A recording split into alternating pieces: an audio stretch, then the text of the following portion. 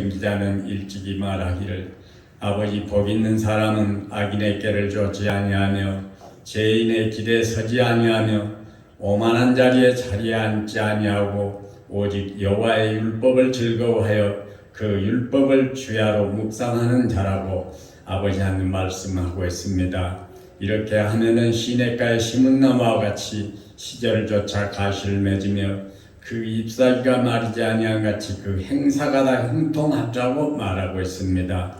우리 인간들은 복을 좋아합니다. 불신의 세계에서도 한 해가 다 가는 아버지 마지막 날은 해가 지는 것을 벌기 위하여서 아버지 하는 잠을 안 자고 가서 자면서 보고 있고, 아버지 하나님이 이튿날 새해 첫날 해가 뜨는 것을 보면서 아버지 자기가 감사의 대상이 되는 자들에게, 아버지 자기가 감사의 대상이 되는 것들에게 한 해의 복을 빌며 아버지 하면 지나온 것을 우리가 많이 아버지 언론 매체를 통해서 TV를 통해서도 많이 보고 있습니다. 하물며 하나님의 자녀가 되는 특권을 받은 우리들은 얼마나 복이 있는 사람들입니까? 어머니의 태중에서부터 택하시어 불러 구원해 주시고 오늘에 이르기까지 함께 하시는 우리 아버지 하나님의 사랑을 늘 감사하면서 금년 한 해 시냇가에 심은 나무처럼 우리들에게 제시한 5가지의 조건을 잘 이행하면서 지키면서 살아갈 때 이 어렵고 무거운 아버지 하나님 걱정 중에 있는 코로나의 환난도 무사히 넘기고 이겨내리라 믿습니다. 아버지 하나님의 사랑만 의지하고 나아가면서 항상 아버지 5가지의 조건 중에 더 아버지 하나님께서 주신 복으로 하나님의 영광을 위하여 사용할 줄 알며 쓸 줄 아는 저희들이 되게 하시고, 이기심을 버리고 불의한 이익과 소외된 계층을 돌아보면서 그들과 함께 복음을 나누며 아버지 사랑을 나누는 우리 모두가 될 수 있도록 주께서 도우시고 함께하여 주시옵소서.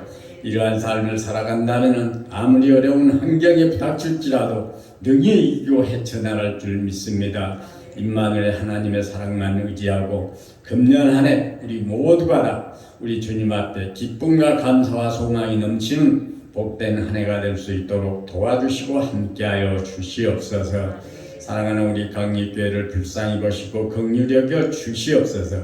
하나님께서 늘 함께하시는 우리 제당이 되게 하시고 우리 모두가 다 금년 한 해 더욱더 하나님께 가까이 다가가는 아버지 산 믿음으로 큰 믿음으로 살아갈 수 있도록 주께서 도와주시어서 아버지 불화기 안전 복음화가 되게 하시고 아버지 멀리서 이곳을 터전을 옮긴 자들이 주님의 전에 나올 수 있도록 도와주시고 젊은 사람들을 많이 보내주시어서 우리 제당이 차고 넘칠 수 있도록 도와주시고 함께하여 주시어서 구원의 방주로서 진리의 방주로서 아버지 하나님 진리의 등불로서 아버지 하나님 역할과 의무를 충실히 감당해낼 수 있는 우리 사랑하는 강립교회가 되어질 수 있도록 도우시고 함께하여 주시옵소서.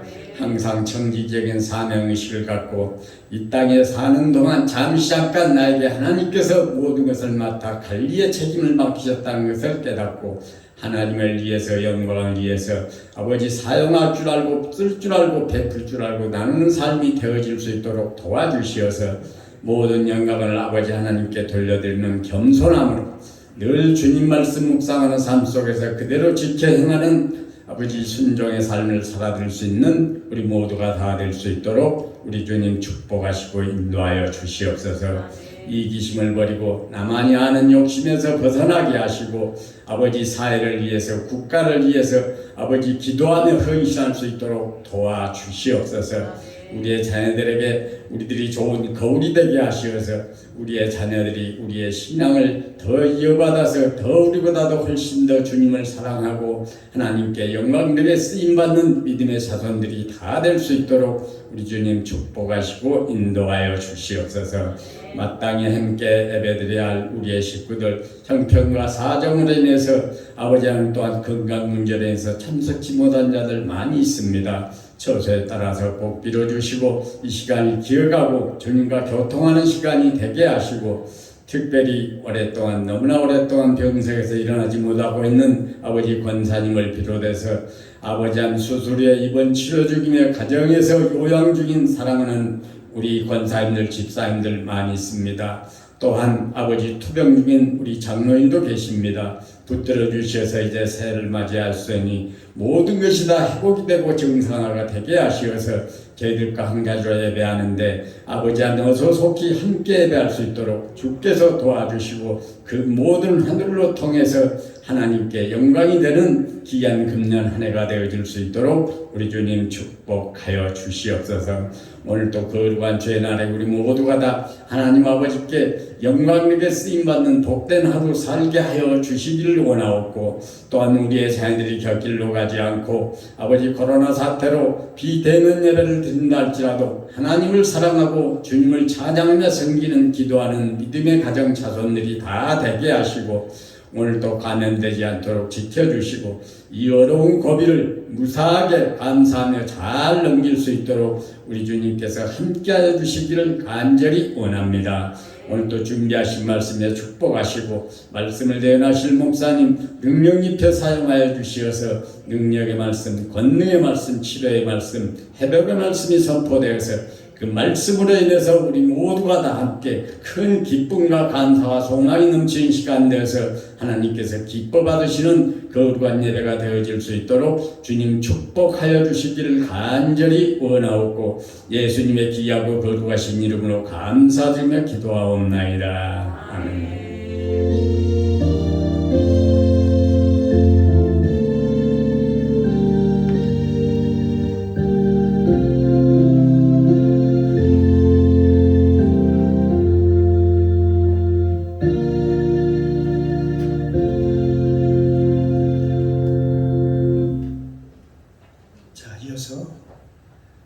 하나님께서 우리에게 주시는 축복의 말씀 보겠습니다. 구약성경은 창세기 38장 24절로 26절까지 말씀입니다. 제 성경책 구약성경 60쪽입니다. 창세기 38장 24절로 26절까지 말씀은 우리 석절이니까요. 우리 함께 믿음으로 같이 봉독에 올립니다. 석 달쯤 후에 혹이 유다에게 구하여 가로되 내 며느리 다말이 행음하였고 그 행음함을 인하여 잉태하였느니라. 유다가 가로되 그를 끌어내어 불사르라. 여인이 끌려 나갈 때에 보내어 시부에게 이르되 이 물건 임자로 말미암아 잉태하였나이다. 청컨대 보소서 이 도장과 그 끈과 지팡이가 네 것이니까 하니라. 유다가 그것들을 알아보고 가로되 그는 나보다 옳도다. 내가 그를 내 아들 설라에게 주지 아니하였음이로다 하고 다시는 그를 가까이 하지 아니하였더라. 네, 아멘. 아멘. 할렐루야. 참 좋으신 아버지 하나님 은혜 감사합니다. 여러 가지 어려움 가운데서도 또 코로나 환경 가운데서 이렇게 복된 날 주셔서 주님 앞에 나와서 마음껏 주님을 찬양하게 하시고 또 주의 이름으로 기도하게 하시고 주의 말씀, 생명의 말씀을 믿음으로 받게 하시니 감사합니다. 시간 부족한 종 하나님의 말씀을 선포하고자 합니다. 대언하고자 합니다. 성령님 도와주시옵소서. 가르쳐 주옵소서. 생각나게 하옵소서. 나에게 오늘도 꼭 필요한 말씀을 오늘도 공급하여 주시옵소서. 이 시간 성령님 모시고 인정하고 환영합니다. 충만하게 임재하옵소서. 예배의 시종을 아버지께 부탁드리며 예수님의 이름으로 감사드리며 기도드리옵나이다. 아멘. 예, 할렐루야. 옆 사람 한번 인사 나눌까요? 주님의 이름으로 사랑합니다. 한 더 이상 당신은 하나님이 보시기에 두고 보기에도 귀한 사람입니다. 복된 사람입니다. 복덩어리입니다. 한번 더 이상 할까요? 오늘 성령 충만 받으시다. 할렐루야. 오늘도 주님의 은혜가 저와 여러분 가운데 충만하게 임재하시기를 주님의 이름으로 축복합니다. 함께 은혜를 나눌 말씀의 제목은 유다가 장자가 된 이유, 유다가 장자가 된 이유라는 제목을 가지고 함께 은혜를 나누겠습니다. 유다가 야곱의 넷째 아들인데 어떻게 장자가 되었을까요? 성경에 보면 요셉의 이야기, 야곱의 이야기로 쭉 이어집니다. 그런데 갑자기 37장에 이어서 38장에 유다라고 하는 얘기가 또 나오게 되죠. 왜 유다에 대한 얘기가 여기서 갑자기 37장에 이어서 38장의 그 흐름에 관계없이 불쑥 나오게 되었을까요? 그것은 바로 유다가 예수 그리스도의 족보, 다시 말하면 유다의 후손 중에서 예수 그리스도가 나오기 때문에 그렇습니다.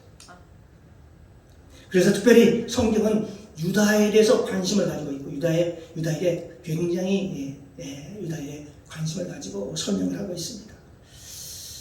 그런데 창세기 38장에 보면 유다에게 굉장히 큰 단점을 얘기를 하고 있습니다. 며느리 다말과의 사이에서 아이를 낳는 실수를 하게 되지요. 그럼에도 불구하고 그 유다가 메시아의 계보에 들어가고 그 유다의 자손을 통해서, 그 후손을 통해서 바로 예수 그리스도가 나오는 그 놀라운 역사가 일어나게 되는 것입니다. 그래서 성경은 왜 창세기 38장에 왜 유다가 그리스도의 예수 그리스도의 장자권을 받게 됐는가 하는 것입니다. 유다가 어떻게 예수님의 계보에 들어가게 되었는가 하는가에 대해서 설명을 하고 있는 것이죠. 첫 번째 그 이유는 유다가 예수의 계보, 족보에 들어가게 된 그 이유 중에 첫 번째 이유는 그 유다는 피를 흘리는데 참여하지 않았다는 것입니다. 그게 결정적인 이유였습니다. 유다는 원래 야곱의 네 번째 아들이었습니다. 야곱의 첫 번째 아들인 그 루벤, 두 번째 아들인 시몬, 세 번째 레이, 그리고 네 번째 아들이 바로 유다였습니다. 그런데 첫째도 아니고 둘째, 셋째, 아닌 넷째인 그 유다가 어떻게 장자에 들어가게 되는 거예요. 그리고 그 유다의 족보에서 유일하게 그리스도의 예수 그리스도의 계보, 족보로 이어지게 되는 것입니다. 지금도 그 사람들은요, 이스라엘 사람들은 이스라엘을 유대인이라고 부릅니다. 그 유대인은 여기 유다로부터 비롯되었다고 보는 것이죠. 이스라엘 백성들이 에루살렘에서 바벨론으로 쫓겨갔을 때, 포로로 잡혀갔을 때 사람들이 당신들은 그것을 묻습니다. 당신들은 어디 사람들입니까? 라고 물었을 때에 그들이 대답을 하죠. 우리는 유다인입니다. 그렇게 얘기를 합니다. 거기서 유대인이라는 말이 거기서 비롯되었다는 것이죠. 그 정도로 지금 유대인들은 자기들이 유대인이라고 하는 것을 아주 매우 자랑스럽게 생각을 합니다. 그 유대인의 조상이 되었던 그 유다, 야곱의 넷째 아들입니다. 그런데 그 첫째 아들 그 루벤은 왜 장자가 되지 못했을까요? 이 루벤은 아버지의 침상을 더럽혔다라고 성경에 기록하고 있습니다. 자기 아버지의 첩인 그 부인을 건드려서 그 아버지 야곱의 그 침상을 더럽혔다 해서 아주 혹독하게 하나님의 심판을 받는 것을 볼 수가 있습니다. 그래서 루벤은 일단 장자에서 제껴졌습니다. 그리고 두 번째, 세 번째는 시몬과 레이는 왜 또 장자에 들어가지 못했을까? 다음의 순서가 바로 시몬과 레이지 않습니까? 그런데 그들은요, 세겜 땅에서 저 세겜 사람들을 다 죽였습니다. 살인자의 모습이 나옵니다. 그것도 야비한 방법으로 상대방에게 약점을 이용해서 할례를 받게 하고 그 틈을 타가지고 가장 힘들 때 가서 모조리 다 죽이는 그런 피를 흘려댄 사람들이었다는 것입니다. 여러분, 성경에서 피를 흘렸다는 것은 어떻습니까? 하나님께서 혹독하게 다루시는 것을 볼 수 있습니다. 그래서 이 두 사람은, 시몬과 레이는 하나님의 장자권에서 장자권을 상실하게 되는 것입니다. 그리고 그 나머지 형제들은 어떻게 했을까요? 요셉을 파는데 피를 흘리는데 모두가 다 동참해 버렸습니다. 유일하게 동참하지 않은 사람이 바로 누구냐? 바로 누구겠습니까? 오늘 나오는 바로 유다라는 사람입니다. 그 유다는 그 요셉이 피를 흘린 것은 마땅치 않다. 이건 절대 안 된다. 우리 형제를 죽이는 것은 절대 안 된다 하면서 극구 형제들을 말렸습니다. 그래서 결국은 그 형제들이 요셉을 죽이려고 하다가 요셉을 죽이지 못하고 결국은 요셉이 그 유다의 그 설득으로 애굽의 노예로 팔려가게 되는 것입니다. 창세기 37장 26절 이하에 보면 이렇게 나와 있습니다. 유다가 자기 형제에게 이르되 우리 동생을 죽이고 그의 피를 은닉한들 숨긴들 무슨 유익이 있을 것인가 라고 얘기를 하면서 그를 이스마엘 사람들에게 팔고 우리 손을 그에게 대지 말자. 한마디로 그 피를 흘리지 말자 하는 얘기를 하는 것이죠. 그럼 우리의 동생이니까 우리 혈육이니까 피를 흘리지 말자라고 그렇게 얘기할 때 그 형제들이 유다의 말에 청종을 하게 되죠. 말에 청종을 하게 되는 걸 나오고 있습니다. 그러니까 이 유일하게 피를 흘리는 것을 막아줬던 사람이 바로 누구라고요? 바로 유다라는 사람입니다. 그 나머지 형제들은 이미 피를 흘린 거나 마찬가지였습니다. 왜 그럴까요? 이미 그들은 그 요셉을 죽이려고 마음을 먹고 실제 손을 댔으니까 그렇죠. 그 유다는 그걸 막아낸 것이죠. 그게 유다가 장자가 된 첫 번째 동기 중에 하나입니다. 두 번째 그 동기는 뭐냐? 유다는 철저히 회개를 합니다. 그가 며느리 다말 사건으로 인해서 철저히 회개하는 모습을 보이게 되지요. 유다라는 사람이 형제 요셉을 노예로 판 이후에 마음이 괴로워서 자기 형제들을 떠납니다. 그 죄책 때문에 아버지를 뵐 낯도 없고 아버지한테 거짓말할 수도 없고 그래서 아버지를 떠나요. 또 그 형제들을 떠납니다. 어디로 떠나냐면 바로 아둘람이라는 곳으로 떠납니다. 근데 이 아둘람은 성경에 아주 우리에게 익숙한 단어이지요. 다윗이 사울을 피해서 숨었던 그 굴이 있던 곳이 바로 아둘람이라는 곳입니다. 이 아둘람이 있는 그 지역으로 떠나서 거기 가서 아들을 셋이나 낳고 그 아들들이 장가될 때까지 거기에 머물러 있습니다. 그러니까 이 유다가 얼마나 이 동생 때문에 괴로워하고 힘들어하고 그리고 그 마음에 정직한 사람이었는지 아버지에게 거짓말할 수도 없고 보니까 유다라는 사람이 홀로 형제들을 떠나서 혼자 외롭게 아둘람으로 가가지고 오랫동안 거기서 삽니다. 그러면서 거기 가서 아들이 장가될 때까지 거기서 첫째 아들이 그래서 장가를 보내게 되지요. 그런데 불의하게도 첫째 아들이 죽게 됩니다. 이어서 또 둘째 아들을 장가를 보냈습니다. 그런데 둘째 아들도 바로 이어서 죽습니다. 그때 그 풍습은 그 당시에 풍습을 보면 아들이 죽으면 그 형수를 동생한테 주는 그런 관례가 있었습니다. 그걸 성경에서 계대 결혼이라고 그렇게 얘기를 하지요. 그런데 그 아들이 아직 어린 아들이 하나 있었습니다. 그런데 그 아들이 성장했음에도 불구하고 유다가 마음에 그 아들이 어떻게 될까봐 첫째 아들이 다 죽었으니까 불안했는지 그 아들을 며느리 다말에게 주지를 않는 거예요. 그런 가운데 어느 날 시아버지가 그 지역에 온다는 얘기를 듣고 그 며느리가 옷을 입고 변장을 하고 시아버지 오는 그 길목에서 기다리고 있습니다. 그때 그 유다가 그 여인이 다말이 창기인 줄 알고 그녀와 하룻밤을 지내게 되지요. 그때 유다가 당시 돈이 없었던지 당신 나하고 하룻밤을 자려면 나에게 싹을 줘야지 않겠습니까? 라고 그러면서 다말이 얘기할 때에 며느리가 얘기할 때 그래 내가 염소를 줄게 라고 얘기를 합니다.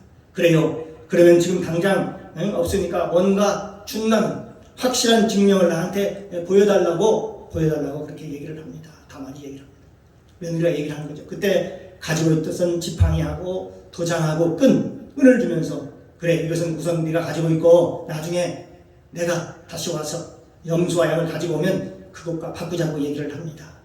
그리고 그 후에 하루 이틀 며칠이 지났습니다. 그리고 그가 그 자기의 도장과 끈과 지팡이를 찾으려고 사람을 통해서 사람을 보냅니다. 그래서 거기 가면 분명히 그 여인이 있을 텐데 가서 내 우양을 주고 줬던 것을 바꿔 가지고 오라고 그렇게 했는데 거기 가보니까 어때요? 거기에 그 여인이 없는 거예요. 아니 그럴 리가 없는데 어떻게 된 거야? 그러던 중에 어느 날 소문이 들려옵니다. 소문이 한 석 달쯤 지났는데 아무래도 당신 며느리가 지금 잉태한 것 같아, 아이를 낳은 것 같아, 그렇게 갔다고 얘기를 합니다. 그때 그 얘기를 듣고 유다가 대노를 합니다. 크게 노를 합니다. 그리고 그 여인을 데려오라고 하면서 그 여인을 데려와 그 여인을 불태워 죽이라고 얘기를 합니다. 근데 그 여인이 거기서 끌려가면서 다말이라는 여인이 시아버지한테 그러는 거예요. 지금 내가 이 사람 때문에 내가 이 아이를 가졌다. 그러면서 뭘 보여주냐면 지금 그때 잠깐 맡겨놨던 그 도장, 임시로 맡겨놓은 끈, 그 다음에 지팡이를 내미는 거예요. 사랑하는 성도 여러분, 이 사건이 아주 긴박하게 돌아가고 있지요. 왜냐하면 만약에 그것이 자기라고 하는 것이 알려지면 이제는 다말이 아니라 다말이 죽게 생긴 게 아니라 자기한테 사람들이 돌멩이를 던지고 저 흉악한 사람, 저 나쁜 사람, 어디 시아버지가 며느리를 건들 수 있어 라고 하면서 그런 게 돌아오게 되는데, 그러니까 다말이 죽는 것이 아니라 이제는 본인 자신이 지금 죽게 생긴 그런 입장이 되었어요. 그럼에도 불구하고 유다가 그 위험을 감수하고 그럽니다.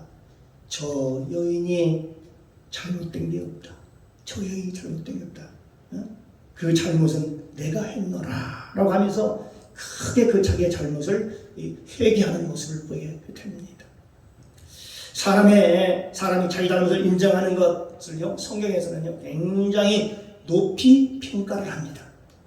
예수께서 이 땅에 왜 오셨냐 보면은 내가 죄인을 부르러 왔노라 라고 합니다. 내가 의인을 부르러 온 게 아니라, 다시 말하면 우리 인간은 다시 죄를 짓는 습성이 있고 우리가 죄를 지울 수밖에 없는 사람임을 하나님께서 이미 알고 계셨다는 것이죠.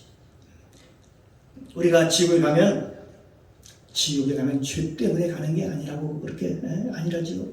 사람들은 죄 때문에 지옥에 가는 것이 아니고 라고 생각을 하는데, 성경은 뭐라고 얘기하냐면 죄가 아니라 죄를 회개하지 않아서 지옥에 간다라고 그렇게 말씀하고 있습니다. 우리가 그걸 회개하면 하나님께서 어떤 죄라도 모두 용서해 주십니다. 심지어 여러분, 우리아의 아내 바세바를 자기 아내로 취하고 그 우리아를 전쟁터로 내보내가지고 바로 죽게 한 그 장본이 누구였습니까? 바로 다윗이라는 사람이었습니다. 자기 죄가 드러날까봐 자기 충신이었던 우리아를 죽이지 않습니까? 그럼에도 불구하고 다윗이 하나님께 철저히 하나님 앞에 회개하니까 그 죄를 용서해 주셨어요. 사랑하는 성도 여러분, 그 히스기야의 아들 므낫세 있지 않습니까? 그는 아주 포악한 그런 왕이었습니다.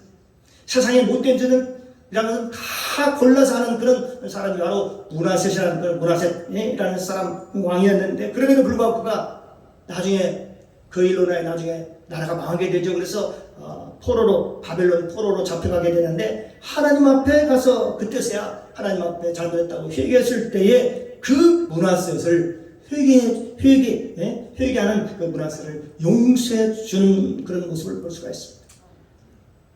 그 므낫셋을 용서하신 그 하나님이 누구를 용서하지 못하겠습니까? 그렇다면 용서하지 못할 사람이 없다는 것이죠. 누구나 다 얼마나 큰 죄를 지었다 하더라도 하나님 앞에 진정으로 회개하면 하나님께서 용서해 주시는 것입니다.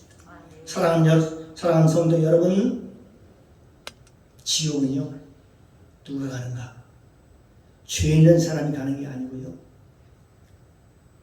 누가 갈까요? 회개하지 않는 사람이 간다고 합니다.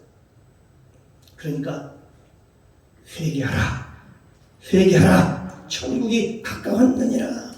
세례요한도 말씀했고요, 예수님께서 첫 사역을 시작하면서 그런 말씀하셨습니다. 너희가 회개하면 진실로 용서하면 너희 어떤 죄도 다 용서해 주겠다. 어떤 죄도 하나님께서 흰 양털보다 흰 눈보다 더 희게 더 깨끗하게 씻어주신다는 것이죠. 저와 여러분이 마음을 열고 하나님께 엎드려 기도하는 저와 여러분이 되시를 주님의 이름으로 축복합니다. 이 회개라고 하는 것은 그렇게 큰 위대한 능력이 있는 것입니다. 하나님의 은총을 가져올 수 있고 하나님의 사랑을 가져올 수 있는 힘이요 능력이 되는 것입니다. 이 회개라고 하는 것은 우리 심령과 우리 삶이 하나님 앞에 정결함을 입을 수 있는 또 은혜를 입을 수 있는 첩경이라고 볼 수 있습니다. 은혜를 입을 수 있는 지름길이라고 볼 수 있는 것입니다. 하나님의 증거가 어디에 임하는가 보니까 로마서 2장 5절에 보니까 회개하지 않고 완악하고 고집스러운 마음에 거기에 하나님의 진노가 임한다고 말씀하고 있네요. 유다가 그 절박한 자기도 죽을지도 모르는 그런 상황 속에서 자기 수치를 드러내며 내가 잘못했습니다 라고 고백을 합니다. 회개를 합니다. 저 며느리가 잘못한 것이 아니고 웬만한 사람 같으면 어땠을까요? 그 상황을 모면해보려고 모른 척 했을 거예요. 첫째는 자기의 수치가 드러나고 두 번째는 자기에게 불이익이 엄청나게 돌아올 수도 있고 사람들의 원성을 높이 살 수도 있고 또 자기 명예가 실추되는 그런 상황일 수 있잖아요. 웬만한 사람 같으면 다 말하고 자기만 해. 누가 다른 사람이 없잖아요. 다 말하고 자기만 아는데 에라 눈 한번 찌그게 하자. 에라 모르겠다. 나도 모른다고 해야지. 그럴 수 있잖아요. 바로 우리 기독교인들이 배워야 되는 게 뭐냐? 바로 이것입니다. 우리 예수 믿는 사람들이 배워야 될 그 사실. 유다가 왜 예수 그리스도의 장자권을 받게 되고 또 왜 이 유다가 예수 그리스도의 족보에 들어가게 되고 유다의 계곡 가운데 다윗 왕이 나오고 여러분 유다의 족속 속에서 예수 그리스도가 나온다는 것입니다. 저와 여러분 그리스도 안에서 우리가 죄를 지었을 때에 솔직하게 고백하는 자세, 하나님 앞에 솔직하게 고백하고 회개하는 자세, 이게 하나님의 은혜를 받는 자의 모습이 아닐까요? 하나님의 은혜 받은 자의 모습, 성경에 보니까 정말 하나님 앞에 사람 앞에나 회개하지 않는 사람이 있습니다. 바로 누굴까요? 사울과 같은 사람입니다. 사울 왕과 같은 사람. 그가 전쟁하기 전에 사무엘이 오기 전에 먼저 번제를 드려버렸습니다. 그 이유를 믿었습니다. 백성들이 아주 급하다고 하고 지금 막 예배를 드리자고 하고 모든 백성들이 다 지금 흩어지려고 하고 사람들이 막 웅성웅성하니까 그러면서 그런 이유를 댑니다. 백성들이 지금 흩어지려고 합니다. 그리고 지금 적군들이 막 지금 가까이 왔습니다. 지금 내 마음은 너무나도 급하고 우리가 전략을 세워야 하고 지금 작전 회의를 해야 할 것 같아서 급해서 제가 그랬습니다. 제가 먼저 제사를 드렸습니다고 변명을 합니다. 하나님은 죄를 지적했을 때에 제가 잘못했습니다. 이렇게 하나님은 회개하기를 원하십니다. 두 번째로 아말렉 전투에서 하나님이 그랬잖아요. 뭐라고 그랬습니까? 하나님이 그 아말렉 속서는 모조리 다 죽여라. 하나도 빼놓지 말고. 그런데 그가 죽이지 않았어요. 토실토실한 것, 쓸만한 것, 좋은 것은 그런 우양은 다 모아가지고 그 뒷마당에 숨겨놓으라고 해요. 그리고 사무엘이 그런 기도할 때에 하나님이 그래요. 하나님이 이렇게 얘기합니다. 내가 사울을 버렸노라.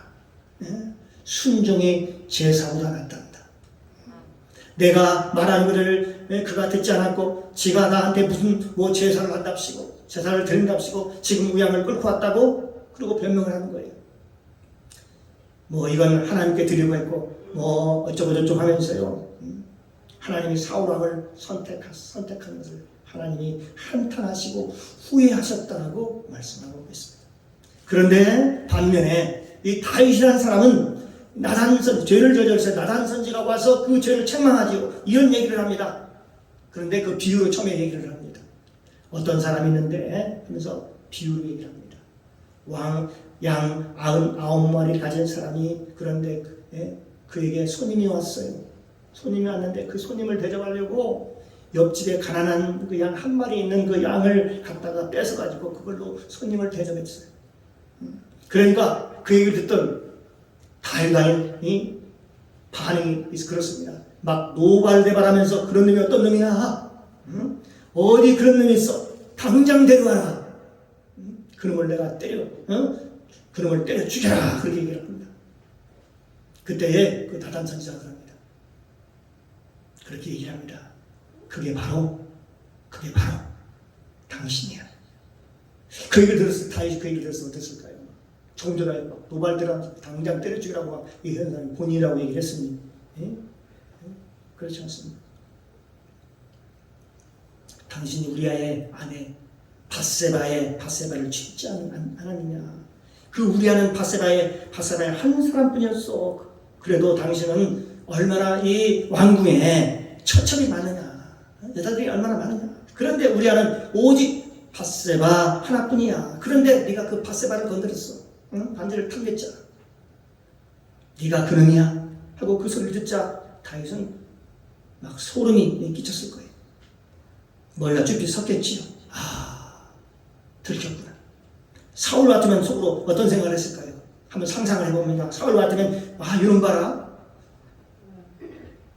입을 막아야 되겠네. 이놈을 그냥 두면 안 되겠구나. 이놈이 어떻게 알았지? 그러면서 얘 입을 막지 않으면 큰일이 나겠구나. 아마 그런 생각을 할 수도 있었겠죠.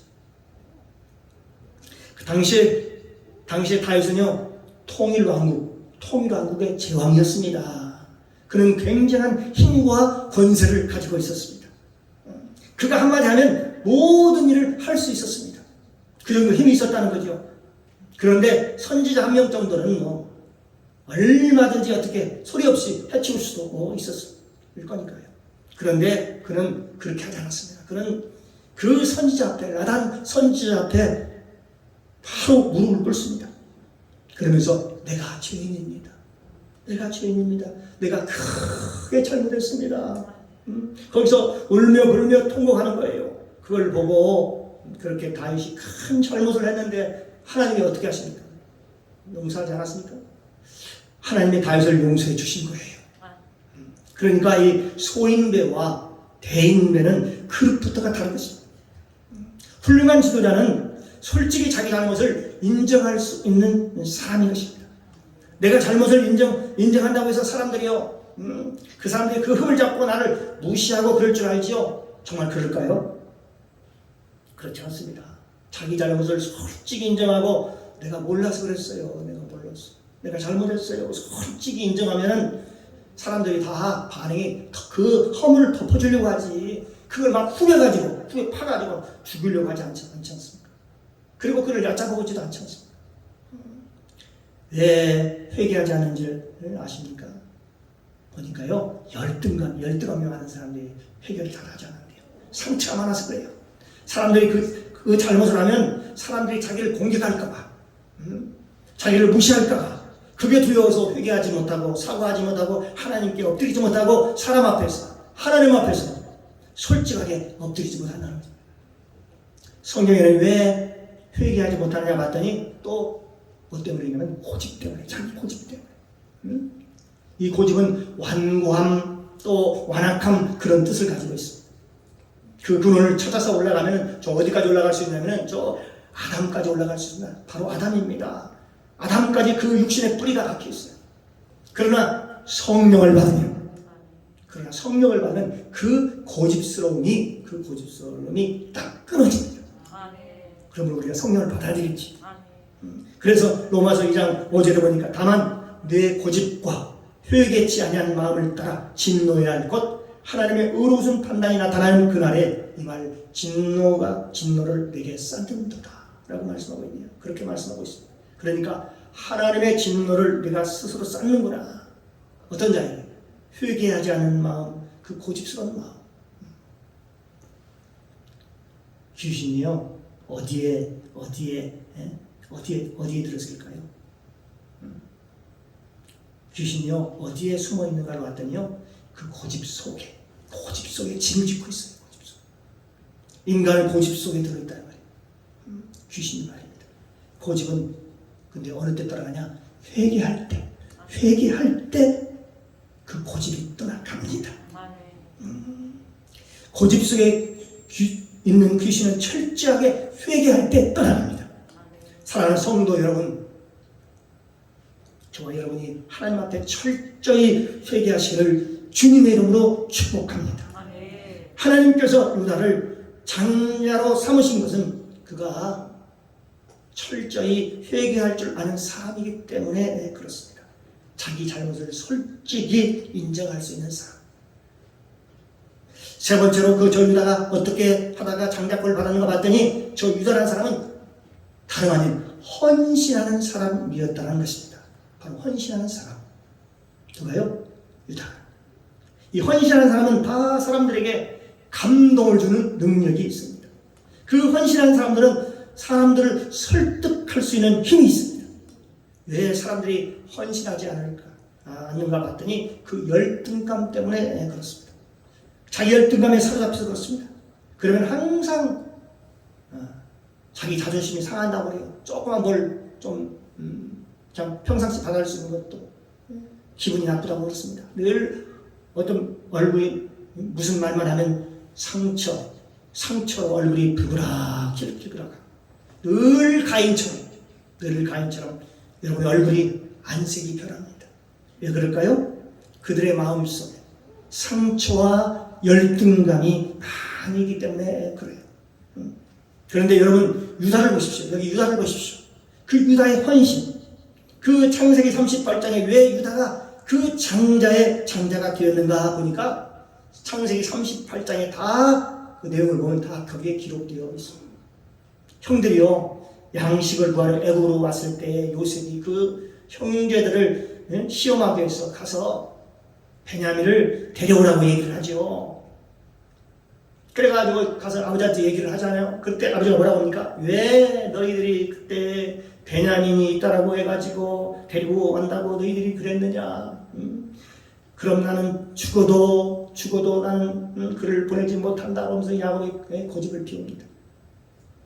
요셉도 잃어버렸는데 베냐민까지 가서 그들에게 사로잡히면 내가 무슨 나서로 사냐? 살맛이 나는 못 보낸다. 그러면서 야곱이 완강하게 그 자식들에게 거부를 합니다. 얘기를 합니다. 내 눈이 흙이 들어가도 내가 그를 못 보낸다. 베냐민을 못 보낸다. 아마 그때 한번 생각해 볼 일이지만요. 베냐민이 애굽에 안 갔다면 어떻게 됐을까요? 그 당시에 기근이 많이 들었었습니다. 가나안 땅에 아마 기근 때문에 못 먹어가지고 다 굶어 죽었을 것입니다. 이스라엘 백성들이 가나안 땅에서 다 굶어 죽었을 것입니다.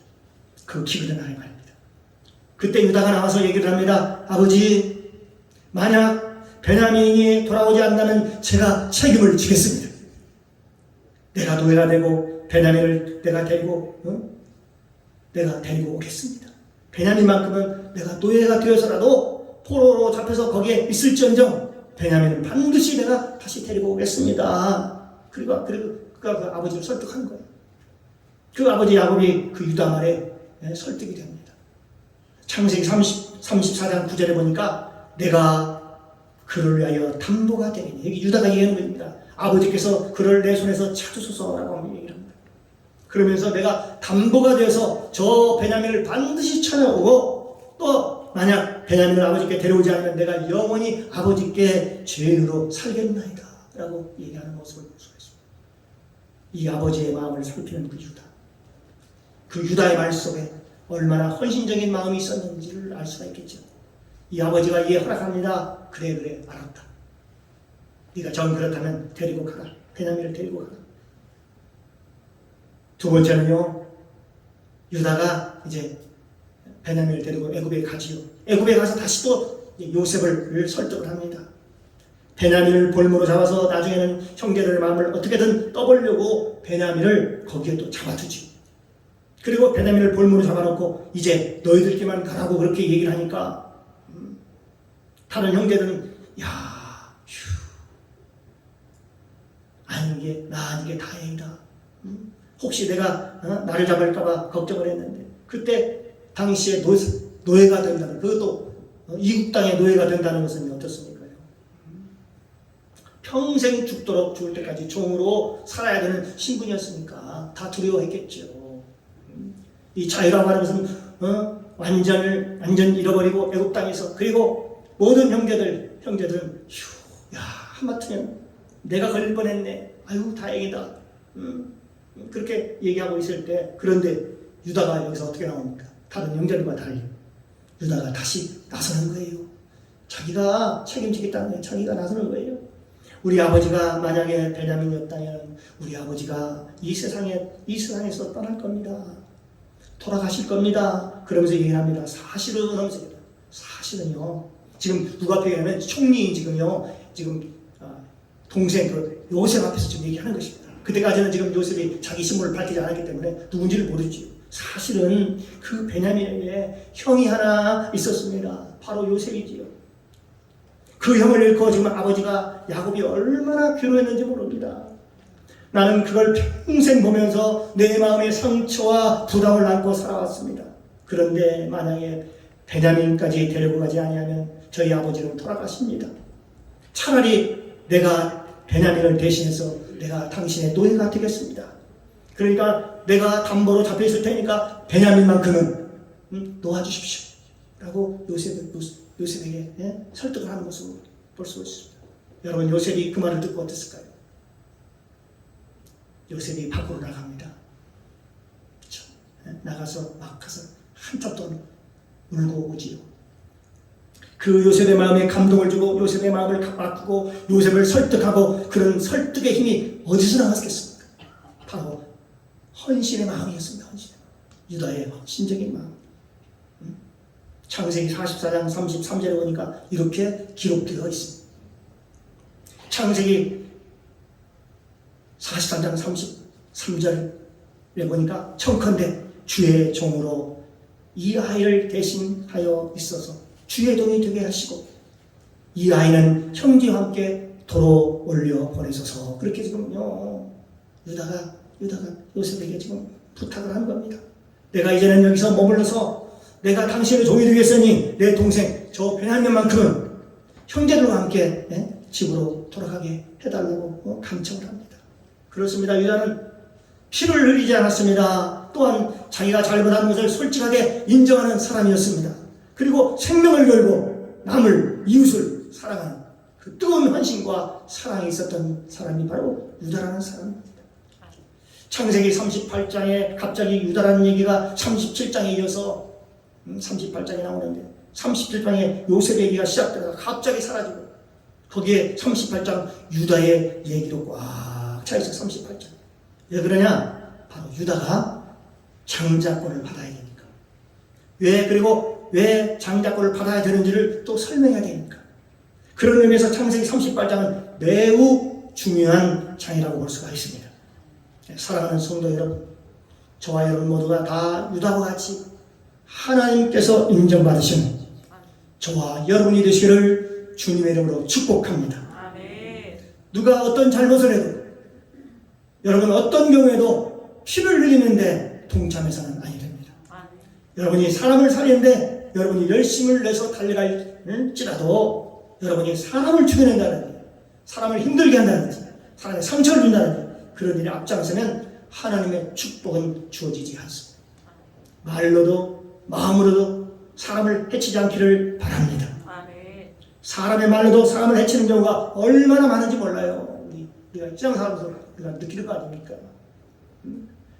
보지도 않는 사실을 마치 본 것처럼 거짓말을 해가지고 남을 힘들게 하고, 또 보지도 않는 사실을 마치 본 것처럼 말하고, 말을 옮겨서 듣지도 않은 얘기를 갖다 마치 들은 것처럼 누가 그랬대 하면서 또 막 얘기하고 말을 옮겨가지고 서로 분리하고 서로 충동질해서 서로 이간질시키는 그런 경우를 우리 많이 봅니다. 그렇습니다. 사람들이요 피를 흘리는데 얼마나 많은 시간을 할애하는지 몰라요. 가만히 보면 유다와 같이 자기 한 몸을 희생해서 또 헌신을 통해서 하나님의 나라가 회복되는, 그리고 우리 광립 교회 공동체가 살아나는 그런 복된 자들이 되시기를 주님의 이름으로 축복합니다. 하나님의 미랄되는 자세, 그 중요하죠. 하나님의 미랄이 썩어서 죽지 않는 하나를 그대로 있고 주면 많은 열매를 맺느니라 라고 말씀하고 있죠. 어쩌면 유다가 그런 마음이 있었기 때문에 하나님께서 유다를 기억하셨고, 유다를 통해서 장자권을 그에게 하나님께 주셨고, 유다를 통해서 그리스도 예수가 나오게 하고, 또 유다를 통해서 여러분 이 나라 야곱의 나라는 유다로 이어지고, 또 그 이스라엘은 유대인으로 이어져서 지금까지 존속하고 있는 것입니다. 저와 여러분들이 유다와 같은 신앙을 가지고 날마다 믿음으로 승리하시기를 주님의 이름으로 축원합니다. 기도하겠습니다. 사랑과 은혜가 많으신 하나님 아버지, 참으로 감사합니다. 우리가 유다같이 하나님 아버지 피를 흘리는데 쓰지 않게 하여 주옵시고, 하나님 아버지 우리가 회개하는데 앞장서게 도와주시고, 사랑하고 헌신하는데 힘을 다하게 도와주옵소서. 그래서 하나님께 인정받게 하시고 유다처럼 장자의 복을 받게 도와주시옵소서. 하나님 주신 위로와 축복이 넘치게 도와주옵소서. 감사하고 예수님의 이름으로 기도합니다. 아멘.